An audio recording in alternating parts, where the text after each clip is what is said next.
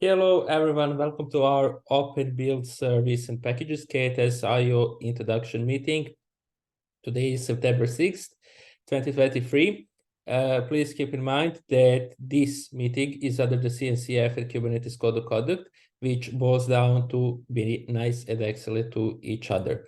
If you have any question, please feel free to interrupt me and ask. We will also have a Q&A session at the end. We will get started with the presentation. I will also show a few things around the OBS. In general, I don't have a strict plan. I honestly prepared the presentation today, so you'll see how it works, if it is going to cover anything, and as needed, we might decide to organize a part 2 meeting as well, but let's get started with this one, and let's see what I have prepared for today. So first agenda, we are going to start with an overview of how we managed packages before. We will go to our view of how packages should be managed. Then going on to introduction to OpenBuildService platform, to packages KTS.io, deprecated the freezing the legacy repositories. Probably you might have a chance to hear about this.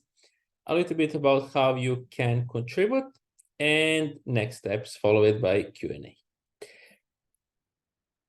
So before we start, let's see how we distribute the Kubernetes so far. And the Kubernetes project has the 3 main distribution forms. As you may know, probably the most popular, container images. And container images are nowadays hosted on infrastructure owned by the community. And this is KTS.GCR.io, which has been freezed and replaced with Registry KTS.io recently in the past few months. And in fact, when we started doing this migration from KTS.GCR.io to Registry KTS.io, splitting between GCP and AVS, 2/3 of the community cloud bill was related to hosting container images. This improved a little bit as of recently, and our GCP bill is like much lower. We are now targeting, for example, to reach like 2 million this year instead of 3.5 million. So this improved a little bit, but container images are still like the most significant type and distribution form for the project. Then we have binaries, and this is hosted on the infrastructure owned by Google, and this is DLKTS.io. We are having some efforts to try to migrate to the community infrastructure, but this is still in very early phases, and we are still to figure out how is this going to work like. But what we know for now and what is going to help that migration is that we have community-owned CDN, which is sponsored by Fastly, and this is as of July 2023. But one interesting fact about binaries as well is that we spent about 6 petabytes a month of traffic to host and serve these binaries. So we can figure out that Kubernetes is a very demanded project, that a lot of people are downloading stuff, and that it's popular. And we are going to see later on why is this important. Then we are coming to system and Debian and RPM packages, the key topic today. Up until August 2023, the infrastructure was completely owned by Google. Then we are now using a new infrastructure, which is shared with the community and with SUSE as of August 2023. But we didn't have many insight, at least when we use the Google infrastructure, about how much traffic is going on system packages. And that made some decisions a bit harder, but we managed to work around that, and we will see how that actually looks like. And now let's start with an overview of how we manage these packages before introducing packages KTS.io. The Kubernetes project uses package repositories known as apt Kubernetes.io and yum Kubernetes.io, sometimes also packages.cloud.google.com, and these package repositories were donated by Google. We used these repositories starting with Kubernetes v1.5 for like the past 7 years until September 2023. We will see how the deprecation and freezing works like. And as I said, you might have already read the news about this, but we are going to use the legacy repositories until September this year. And there's one important characteristic about these repositories is that they share the same infrastructure as other Google-owned repositories. For example, these two repositories are actually on the same infra, using the same signing keys and everything as the repo that's used for G-Cloud. And that made a lot of things complicated. Like, because of that, we couldn't get any access, we couldn't get the signing keys, we couldn't get any traffic insights because like the traffic is going, for example, both to G-Cloud, to their other packages, to our packages. It is all a total mess, to call it like that. And yeah, we try to estimate, like, for example, how much traffic we are going to need, but every service that we negotiate with later on ask us, yeah, but how much do you need? And yeah, that was one very important information that we still don't know for sure, but that we'll figure it out. But because of that, as I mentioned, the signing key needed to sign repositories of packages. And this is the critical part, like when you're working with APT, with RPM, with YAM, with whatever, repositories of packages needs to be signed using GPG. And the key was completely owned by Google. We couldn't publish packages on our own because we didn't have the signing keys. And we didn't really have any access to the infrastructure as well. We couldn't create any new repositories that we actually much needed. We couldn't manage the structure of existing repositories, add additional packages, and so on. The workflow looked like this. Right, we use the CREL, our Kubernetes Release Engineering Toolbox, to run the stage, which builds the binary. Then we use kpromo to do the image promotion. And then after image promotion, before doing the release, we have to ping the Google Build admin team that's responsible for publishing packages over Slack. We have to wait for them to confirm that they get the permissions, that they are able to publish packages. Only after we get confirmation, we can proceed with the release and making the release available to users. Then we have to ping Google Build admins again to let them know that packages are available, that they can take them, publish them to their infra, and only after that we can announce the release. You can probably see many problems with this, and we are very well aware with that. But regardless of all of these problems and everything that I mentioned, we received a lot of support from Google and the Google Build admins team. We are very thankful to Google for their donation, for all the support, and for making Kubernetes easier to use all these years.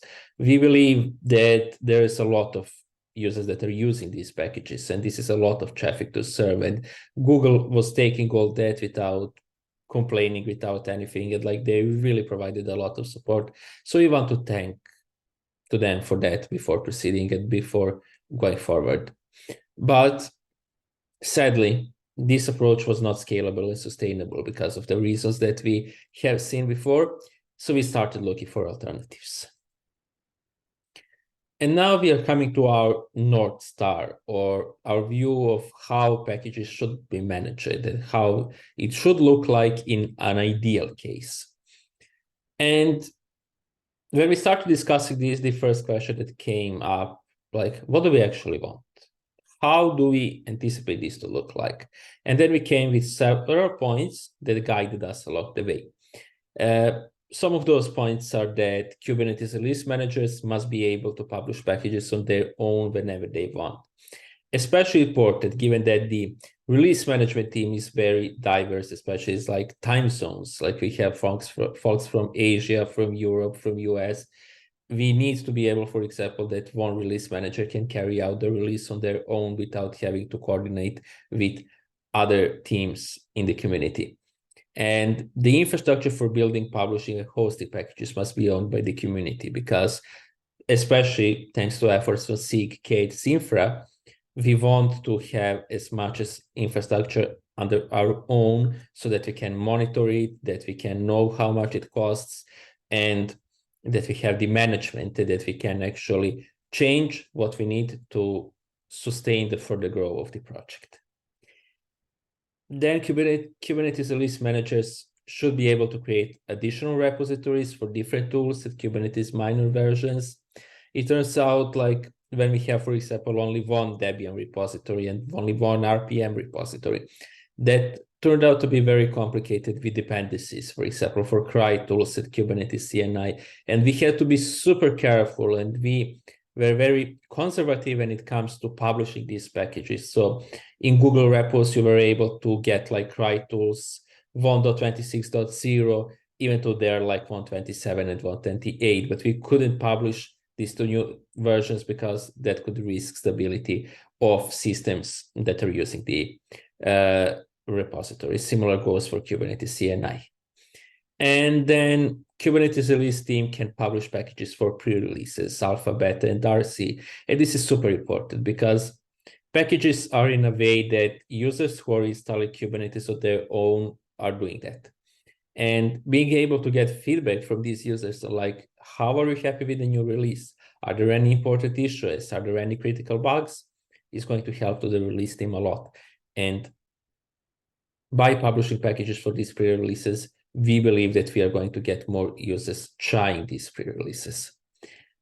And long-term, which is also important, is that other Kubernetes sub-projects can publish their packages. And even more long-term, they can do that on their own. But you might ask what blocked us from archiving this. And the solution is simple. We have our own community-owned package repositories. This is something that we have known for a long time. And this is maybe the longest standing SIG release problem. The original CAP 7031 that has been mentioned in this SIG release meetings, channels, and everything a lot is dating back from 2020. And discussion started even earlier. So what blocked us? Why we didn't actually did anything up until now? Well, it turns out that building and publishing and serving packages is not hard. Like there are tools for that. There are tools for building packages. There are tools for signing and publishing them. It is not like that we have to build something from scratch to sustain that.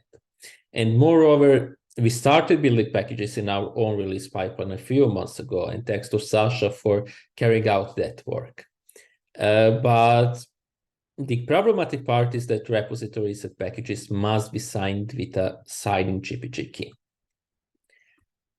And for those who were fortunate or unfortunate to work with GPG, probably know that managing GPG keys is a painful experience, especially in dynamic teams like Kubernetes Release Manager's team. To be able to publish packages, we need to give the key to release managers so they can sign packages in repositories. But what if some release manager leaves the team? We are open source after all, people are coming and leaving, that's completely normal. But in such cases, we might need to rotate the key because of the security. And we need to do it in a way that we don't affect users much. And that's often not possible. Then the next question might be how we can securely automate signing repositories and packages so that we don't need to share the key. That's also a good question, and something that would require a lot of effort. And then we have like the chicken egg problem, like how do we initially generate the key and then renewing it like every year or two, but without sharing it with anyone so that we don't have the rotation problem. Reality is that none of those problems are impossible to solve. Like there are solutions, but we have to keep in mind one very important thing is that after all, we are an open source project and a lot of us work in our free time on this. And this is requiring a lot of time and we just didn't have capacity to solve this. Like we will have to build tooling, the key management system and stuff like that. That's going to work in our case. And when working with security stuff with keys, you have to be very serious. You have to be very careful. It's just not possible with limited capacity that we have. Searching for solution looked at the way that we wanted a reliable third-party solution that would take care of the hard part for us and basically let us build and publish packages as a service in a way that we publish spec files and maybe the binaries and we get the packages. Published, signed, repo signed as well, ready for users to use. There are several services like that, but picking a service is not easy, and it has never been easy, especially on a scale of Kubernetes. First of all, as I said in the beginning, we don't have any information about how much bandwidth we need. And when you negotiate something, the first question is, okay, but how much bandwidth do you need? How much you expect users to download these packages? And without this information, this was like pretty hard. And the second part is that trust is must have. Kubernetes is a critical part of the infrastructure for many users. We need a solution that we can trust that they're going to do security properly, that they're not going to suddenly start charging us because we're using too much bandwidth or for any other reason, or that they don't end up shutting down their platform. Preferably, we wanted a platform or a service that's open source and that has a good track record of supporting open source projects. And there we are, OpenBuildService, or in short form, OBS.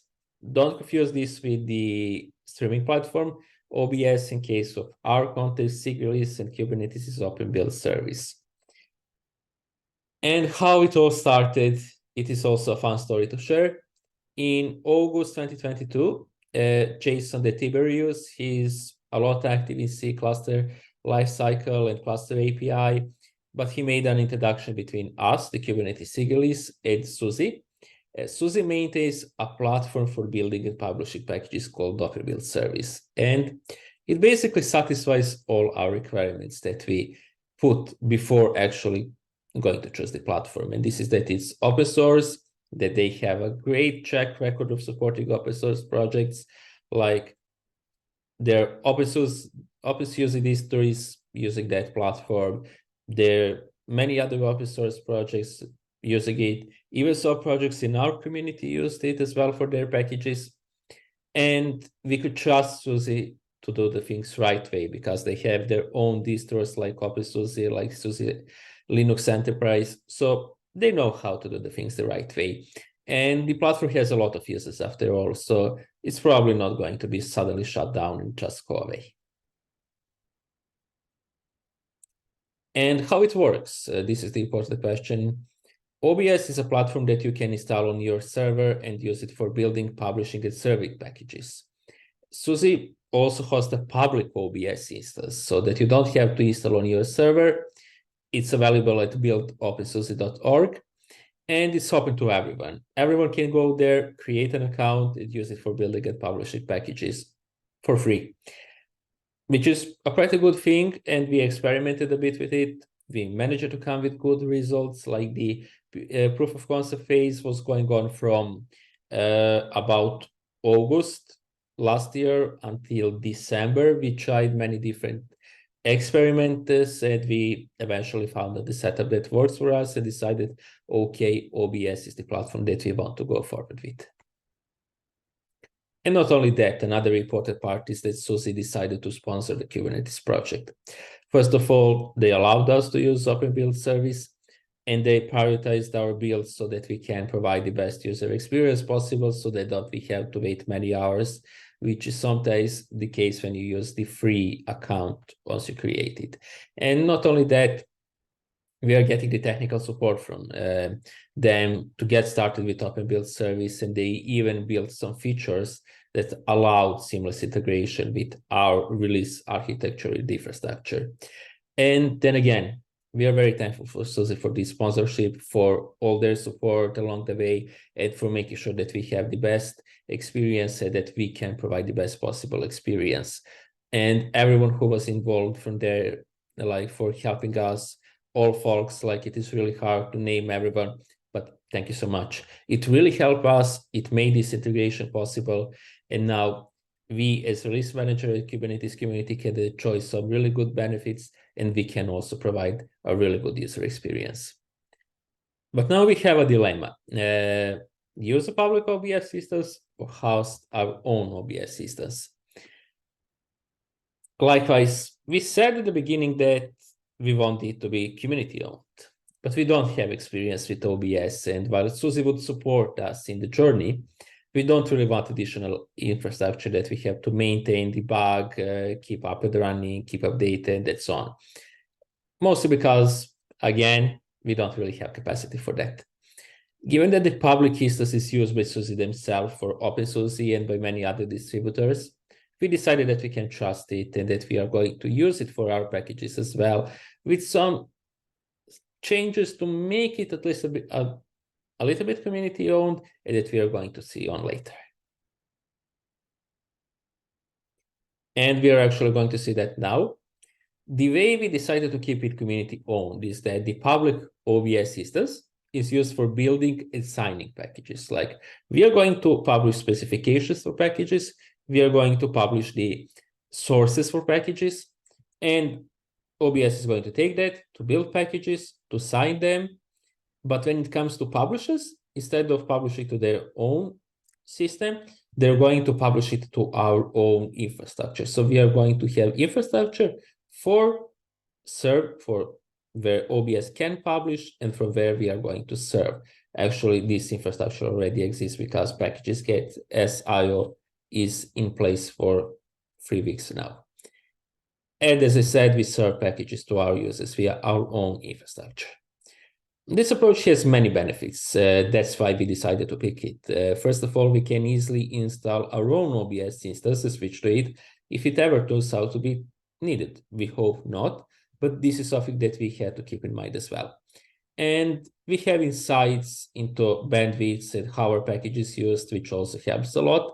And last but not least, we can provide some additional guarantees in terms of availability, because the way OBS network works is that part of traffic is hosted by OBS, but a lot of traffic is hosted by contributors like universities, other companies. And if they see a huge influx of traffic, they might decide to say, okay, we don't want to host Kubernetes packages because this is too much, we can't sustain this. So to be able to guarantee that this is not going to happen, we decided to host from our own infrastructure, because we also have a lot of support from Google and AWS. We receive from both of these cloud providers $3 million in cloud credits as a donation. So we have some credits to spare and use for that. That's a disadvantage as well. Like, we have a larger cloud bill that now we have to pay. But as I said, we have some credits left and we can sustain this, at least at this point. Before we go more in depth, let's quickly figure out some important terms in the OBS world. First, we have projects and sub-projects. Technically, there's no difference between project and sub-projects. That's basically the same thing. It is just hierarchy that's different. And project is container for repositories and packages. And then we have package, which is basically a system package that you're going to install with, for example, apt or yum. And it's also a container that stores spec files and sources. And then we have a repository. And this is a concrete repository, like something that the user is going to use for WD packages from. And it has two important properties. This is the builder operating system, like the operating system that's used when OBS starts the build process and when they build everything, and architectures that this repository supports. We will see about this later as well. Every package in project is by default published to every repository and for every architecture, unless configured otherwise. This is one detail that's also good to know. And I have some screenshots here, right? But screenshots are maybe not the fun part. We can see OBS in person, how it looks like. So when you go to the OBS platform, you see something like this. You get the welcome message, you see the system status, you get some sort of news, and this is the UI. And then we have like our own project for Kubernetes, which is called ICV Kubernetes, and it's empty, as you can see. Basically, everything here, there's nothing, but we still serve packages for it. That's because we heavily utilize sub-projects. And when you go to the sub-projects page, you're going to see that we have many of them. We have some for pre-releases, we have some for shared tools like CRY tools and Kubernetes CNI, and then we have 2 projects for each minor release from 124 onwards. We are going to see how this exactly looks like, But for example, if you take a look for 128, you're going to see some build status here about how the build went. The green track means that everything is ready, that the package is published, that it can be used by user. You can see packages here. And if you take a look at CryTools, for example, you will see this is a package. You can see that you can download it, that you can check it out. This is what you get when you install. You can ignore this part of the name. This is added by OBS to be able to serve multiple different versions of the same package. And you can see that we have for each package source files. This is the container that I talked about. There's a spec file that defines how it looks like. And then there is a tarball that has CryTools binaries for each architecture that we support. Going on further, let's now see a little bit about how we use OBS in depth. We consulted a lot with Jose folks about this and how should we really structure everything. We decided for the following approach that we have 2 dedicated sub-projects for each Kubernetes minor release. Let me try to show it like this. So as you can see here, let me go to sub-projects. For instance, for V128, we have this repo and this repo. Project, sorry, not repos, but yeah. This project is called a builder project. This is like a normal project that you get by default when you create an account or when you create a new sub-project by clicking create a sub-project. This is a type of project that you get. And we have a few packages there. We have kubelet, kubectl, kubeadm, like the 3 key packages, and CryTools and Kubernetes CNI, which are dependencies for kubeadm. Now, what's the problem with this type of normal projects by default is that when you go to some package and you publish, let's say, a new version of kubelet, let's say 128.0, it's going to be built, and you will see, for example, that all builds are successful. But the next time you run the release process and you want to publish v1.28.1, you're going to push to this package again. And what's going to happen actually is that v1.28.0 is going to be deleted. Like users will not be able to install it any longer. Only one version is kept at the same time. And this is something that was scary for us because we wanted users to be able to use any versions at any time they want. We didn't want to limit only them to the latest patch releases. Even thought that it might make sense, it might even work. We didn't want to do that. We wanted to provide the same experience as for the Google repos, that you can choose what package version do you want to get. And for that to work, we had to use a different kind of project. And this is something that's called the maintenance project. And you can see a difference first in the name.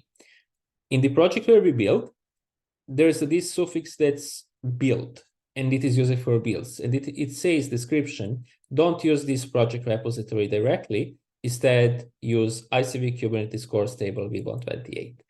And this is this project. This is the maintenance project. And the difference is that building doesn't happen there.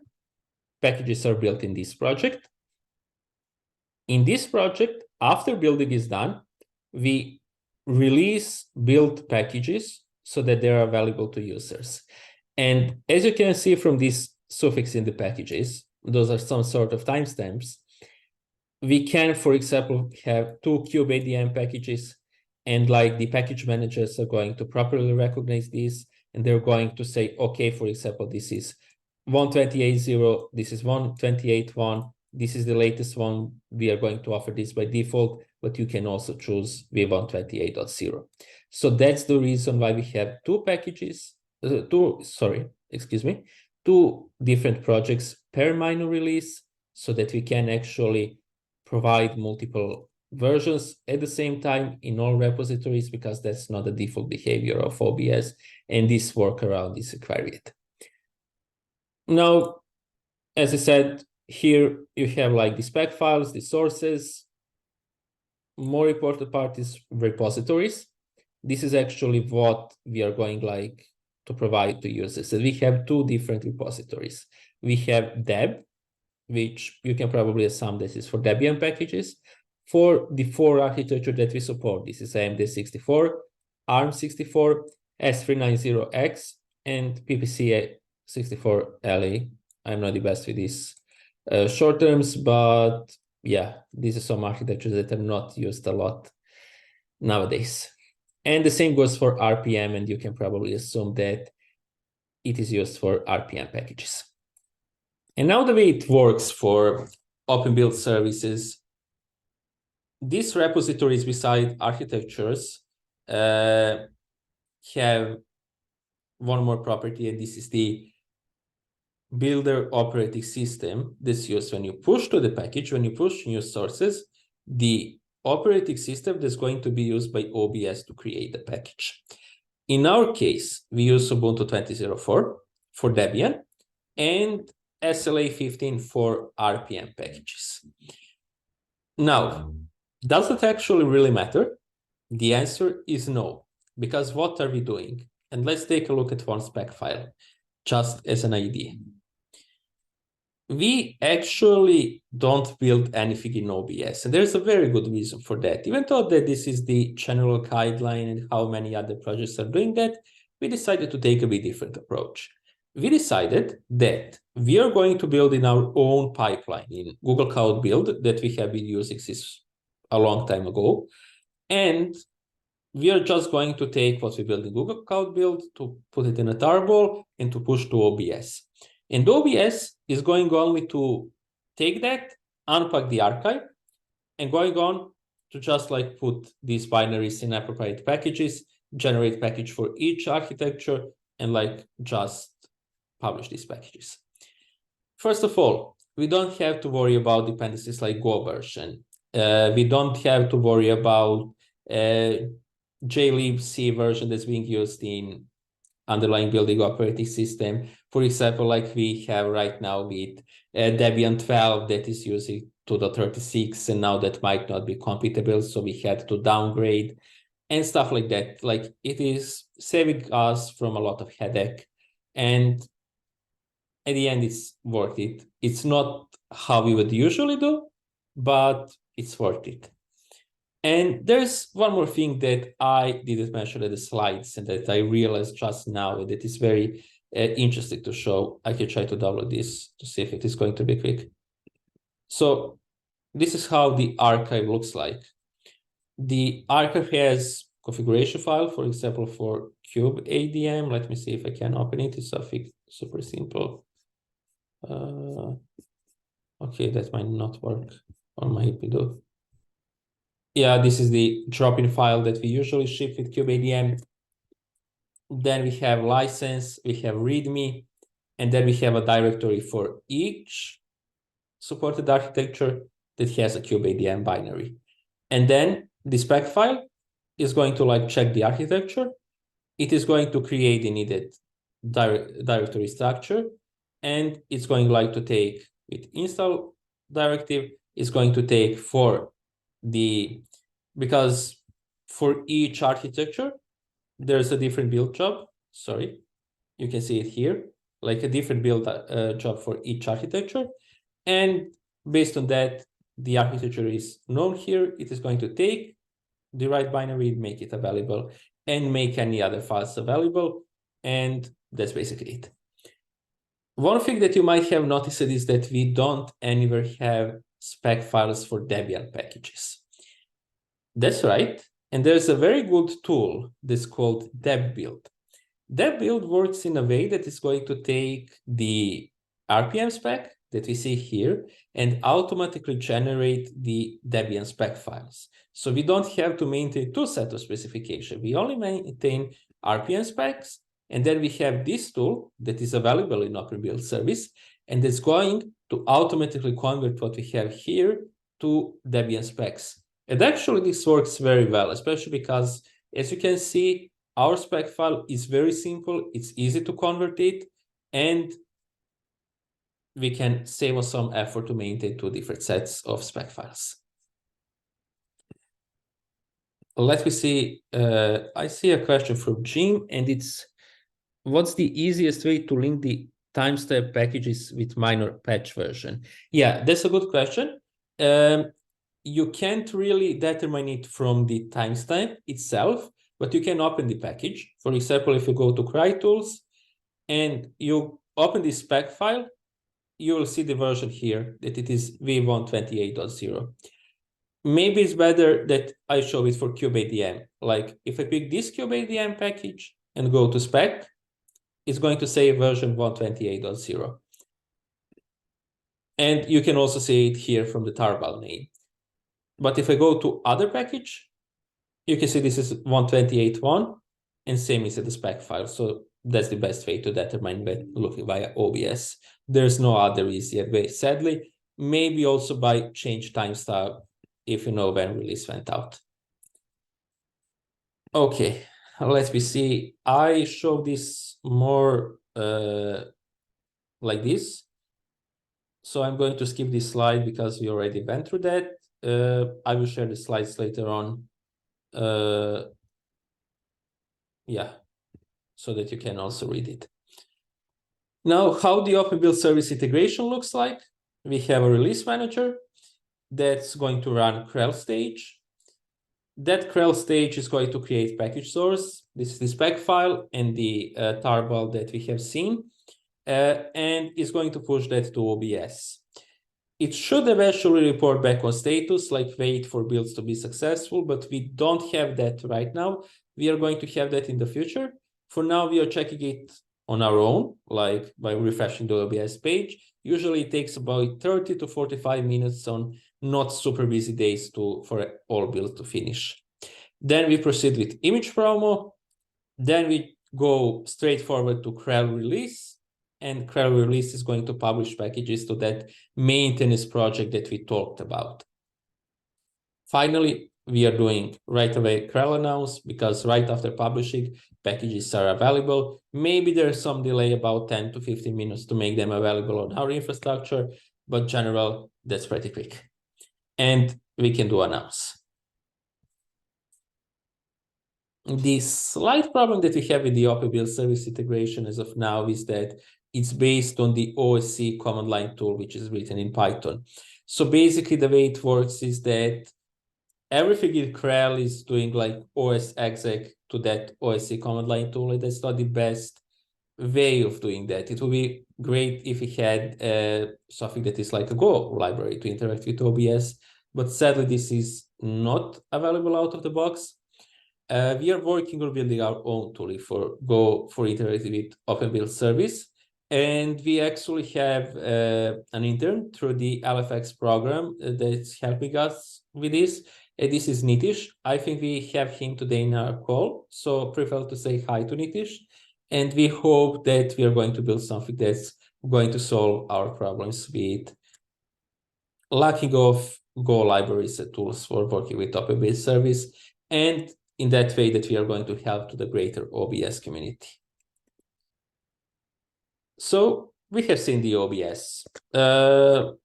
Like if there's anything else that eventually comes up, maybe I didn't went into all the details, but like the most important details should be covered by this.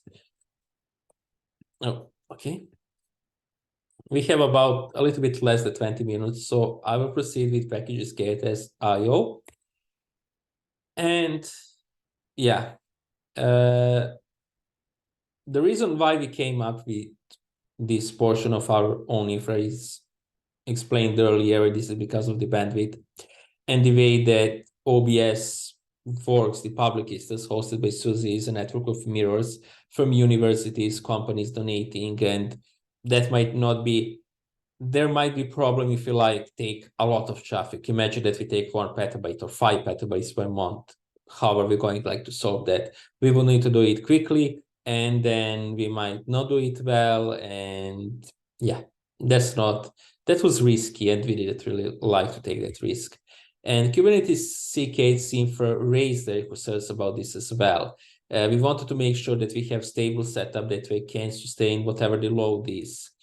And we decided to become a mirror on our own so that we serve the packages. And it works that packages get as IO is our frontend for packages built and published by OBS.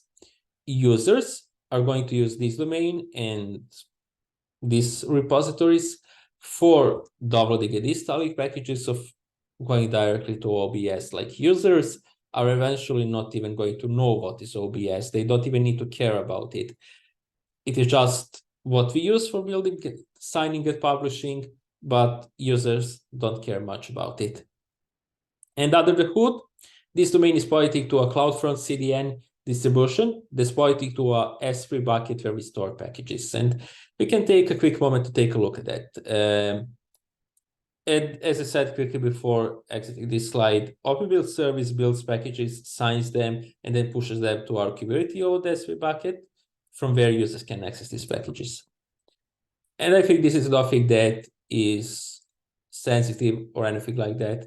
But we have this S3 bucket, and it has like the repos, and then we have ICV Kubernetes, then we have this core repository, then we have like for pre-releases, for shared tools, for stable, and then for each minor release.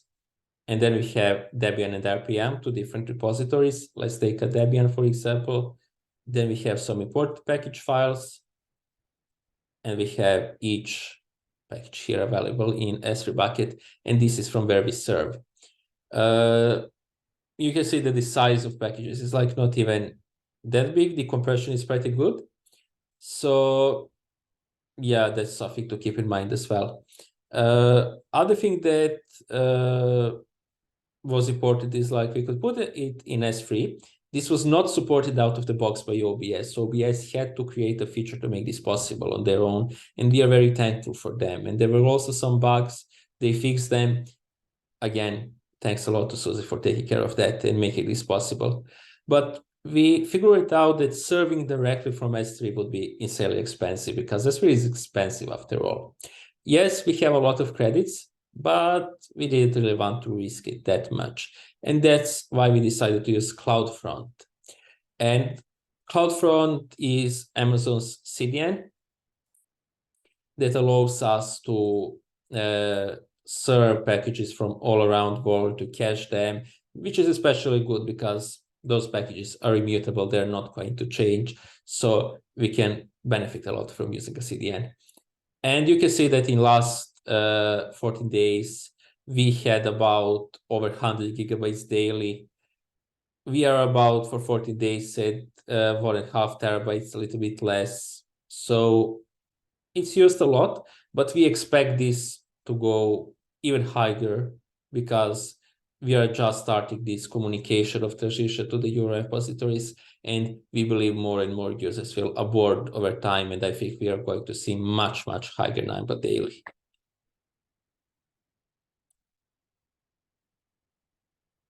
Okay, and yeah, this solves a bunch of problems. Like we don't have to worry about how much bandwidth we need because we are now running in cloud, and cloud can sustain a lot of load. We are taking load from Suzy and their OpenBuildService instance as a way to thanks to them because they already provided a lot. We don't want now them to have to serve some insane number of bandwidth and traffic. And we are utilizing AWS credits that we receive because we are currently using only 900K out of 3 million, plenty of credits to spare. So it made sense to go ahead with this plan and approach. And also we get the size of how much load we generate, how much our packages are used. We can maybe even do some analysis like what are more popular versions, less popular versions, like everything according to the policy of PII and stuff like that. So it provides like a lot more data than we never had before. How did going live end? It went pretty well. Packages KTS.io went live on August 15 this year. We backfilled all repos with packages starting from v1.24.0 to ensure that users can migrate as soon as possible. v1.24.0 was the oldest supported version at that time. So this is why we decided to choose 1.24.0. And you can basically, if you're using any version starting from that, you can already migrate and you can enjoy all the benefits and the way it works. And so far, let's say if you're worried about this, we didn't notice any significant issues. there's a lot of traffic. In the beginning, there are some minor hiccups, but most of them are solved. And it's important to acknowledge that this doesn't mark the end of our journey. Yes, we have packages KTS.io. Yes, you can install packages from it, but there's still a lot of work to be done. And some of the important changes that you should be aware of, there's actually 3 of those changes, is that there is a dedicated package repository for each Kubernetes minor release. You have been able to see that before. And for example, a repository called core stable v128 only hosts packages for stable v128. You can install 128.0, 128.1, so on, but you can install 127 or 129. Or any other minor release in that fact. And there's a lot of important reasons for that. The most important reason is managing dependencies, CRI tools, and Kubernetes CNI. The way this works is that now we can only provide for v128 in that repository CRI tools and Kubernetes CNI versions that are known to work with this minor release. We are not going to put you in a situation that actually sadly happened before, that we publish, for example, new Kubernetes CNI or CRI tools, and for example, that it is not working with some older release and that it eventually breaks those customers, because by default, when you run an apt install, CRI tools, you're going to get the latest version unless you pin the version, and that's usually not done that frequently, and it's not even documented. So that's solving a lot of headache that we had with managing dependencies, and it's going to help you as a user a lot. Like, you will not have to worry. If, for example, as long as you use 128, you will only get dependencies that are known to work with 128. Negative side is that upon upgrading, you will have to change your repository, but in fact, when you see the documentation later on, it is documented as part of the upgrade guide. It's not that hard. GPG key is the same for all repos. Basically, there's one GPG key used for all repos that's in the root of ICV Kubernetes project, the main one. So you just actually change the repo. And this is the second point as well, like a difference of what CRI tools and Kubernetes CNI package versions are available in each repository. So only those compatible versions are available and not each version. There is an exception for older projects and minor releases. From 124 to 127, we try to make all versions available in Google repos in the new repos as well. So for example, for 124, you're going to be able still to install CRI tools v126.0 because that was available in the Google repo. But starting with 128, we are using this new format of approaching dependencies. And finally, what is also important is the package revisions are a little bit different. For those who know about that, for example, package revisions were like 0.0 at Google Infra. For example, you had 128.0-00, and now it is a little bit different. It is like maybe -1.1. So this is something to keep in mind if you are having some automation or something like that. And now to one more very important information is that we are deprecating and freezing the Google hosted repos. The way we work with the Google hosted repos is completely different than we work with the OBS repos. It's not really compatible. And publishing packages to both repos complicates our workflow a lot. And we have to make a very hard decision and to speed up deprecating the Google hosted repos so that we can actually provide the best possible user experience. Like, it turned out that doing that might make it a little bit complicated because users will have to manually migrate, but they will get a lot of benefits from that. And we will also be able to provide a much better experience.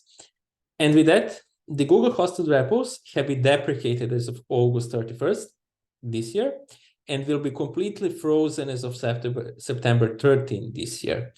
At this link, kts.io/Linux repo, you can see more details, but basically the way it boils down is that after September patch releases, we will stop publishing packages to the legacy Google hosted repository, and we will publish only to the community-owned repository. So October patch releases will be available only in the new repositories, and all patch releases onwards for all supported releases. This is 125, 126, 127, and 128, as well as about all future minor releases like Kubernetes 129 and onwards will only be published to the new repositories. So if you are depending on these Google hosted repositories, please be aware of that and please migrate as soon as possible. And I would also like to take this opportunity to ask everyone to please share this news because this is very important. We don't want to end up that people don't know about this, that they end up eventually being vulnerable because they can't upgrade. Please share the details and please let folks know in your network that this is happening soon. And finally, what's next? A lot of stuff is left to be done, and this is already mentioned before. Some of the tasks is like proper testing for code that we wrote, because we were doing that a little bit quickly, a little bit of experimental in the beginning, until we didn't come up to a setup that works. Now that setup is final, it is GA, but we need a little bit more of testing to make sure that we don't break something along the way, but this is going to be done very soon. And we need to automate managing OpenBuildService assets that we have seen, like repos, packages, configuration, users. All that is done manually. We want to create tooling for that, maybe something similar to Peribolos and other automation that we have. And as I said, we have a LFX student for that, Nitish, who is going to work on us with this over the next few months. We also need a bunch of documentation, like for release managers, about how all this works. We want to allow other Kubernetes sub-projects to publish their packages. We also want to pay a little bit attention to stuff like Salsa and supply chain security, reproducible builds, and still many other things. How can you contribute? That's a question that I receive very often, and contributions are always very welcome. We have a project board dedicated to all OBS efforts. Check it out. If you find anything that is interesting to you and anything that you would like to contribute to, please reach out to us via release management Slack channel or to me directly on Slack. And with that, 4 minutes before the end, we are coming to a short Q&A session. I see that we have a question in Zoom that is, if I'm getting it, is it correct that OBS does the builds and it published to S3 for general public? Yes, exactly. That's the way it works. So they do the builds, they do the signing process, which was the most painful part that we try to automate and get rid of. And then packages and repos in a signed form are published to our own S3 packets from where we serve packages to users. No problem. Do we have any other questions?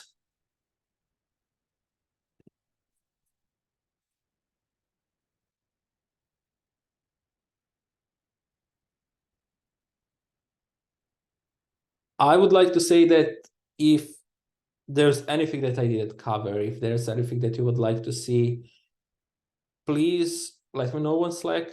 Maybe I can organize part 2 of the meeting, or I can answer your questions directly and we can figure it out.